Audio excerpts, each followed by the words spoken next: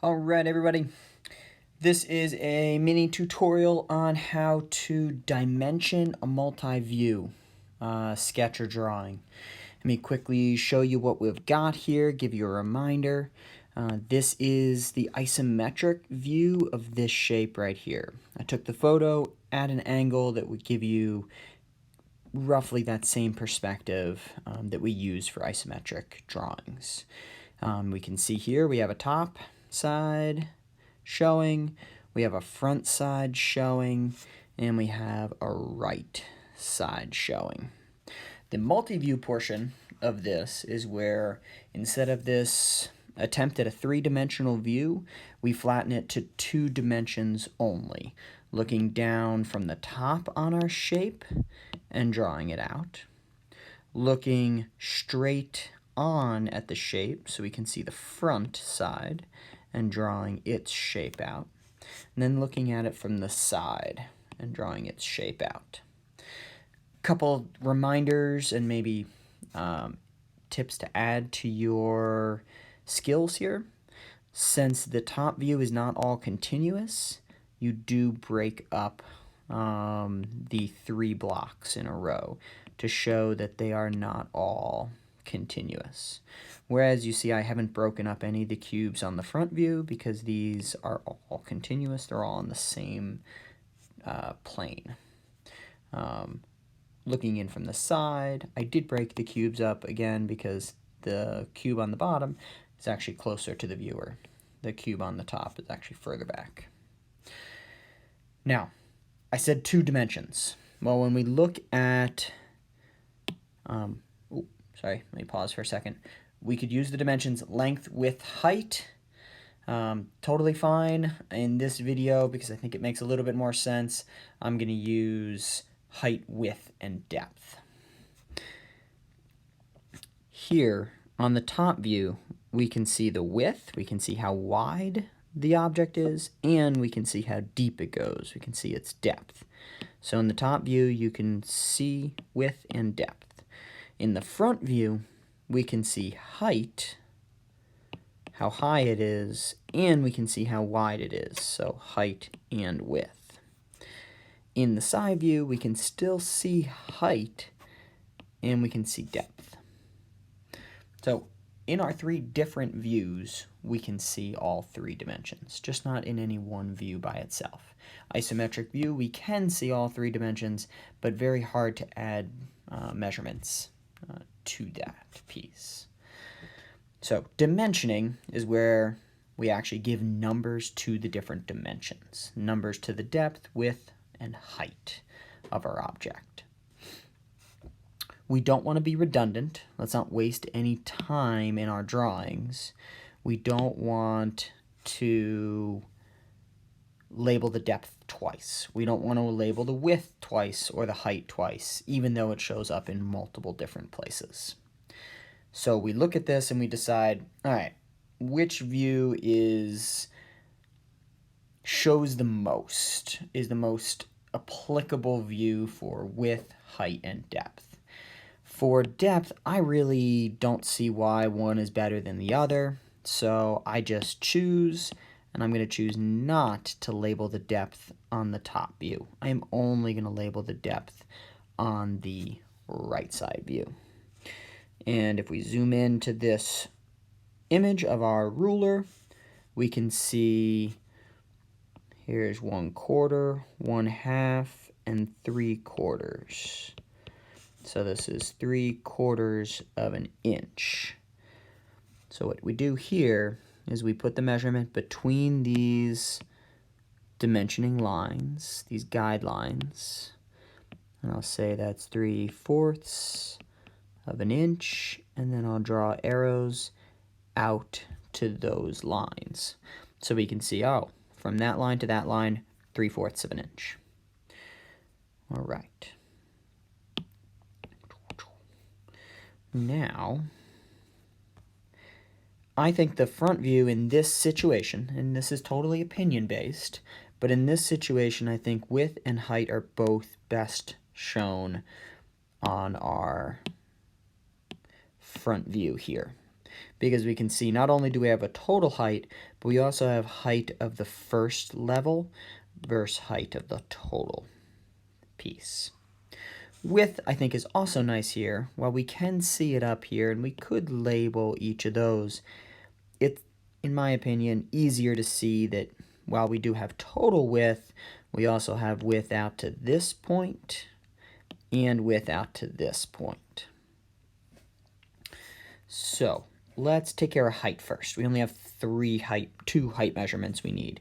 The total height from this line to this line, and either the height from here to here or from here to here. It would be redundant to do both because a quick subtraction of, say, total height minus this height would reveal the height here. So no need to be redundant on that. Redundant means to be doing something twice needlessly. So if we zoom in, let's find our two different heights. So we see height of the first level right there and height of the total up there. If we're counting out, we can see here is 1/4, 1/2. So this must be 3/4 of an inch. If we keep counting, there's 1 inch, 1/4 of an inch, 1 and 1/2 inch. So let's add those in. The height, the total height, is 1 and 1/2 of an inch. Make sure you put units and arrows to show which guidelines that goes with. And then we have just this piece, the level 1 here, and we'll label that in here 3/4 of an inch from that guideline to that guideline. Last, so we've got depth, we've got height, 3 dimensions, we need all 3 labeled. We have depth labeled, we have height labeled, now we need width labeled. And here, again, we need total width from this line to this line. We need width to this portion, so from original line to this line. And we need width from this line to this line. And see, the shape requires us to be a little more specific. It's not just a rectangle. And if we zoom into this right here, we will be able to see almost all of that. I couldn't get this picture perfect. A camera is a little hard to get it perfect from perspective. But this ended up being pretty darn good. So let's count them out. I've got 3/4 of an inch, I've got 1/2 an inch, and I've got, oh, did I say 3/4? I can't remember. This is 1/4 of an inch, 1/2 of an inch. This one is 3/4 of an inch. And then we have 1 inch, 1 1/4, 1 1/2. Oh, no. See, even I make mistakes. I hope that gives you a little comfort. 1 1/4 of an inch, 1 1/2. So 1 1/2 of an inch.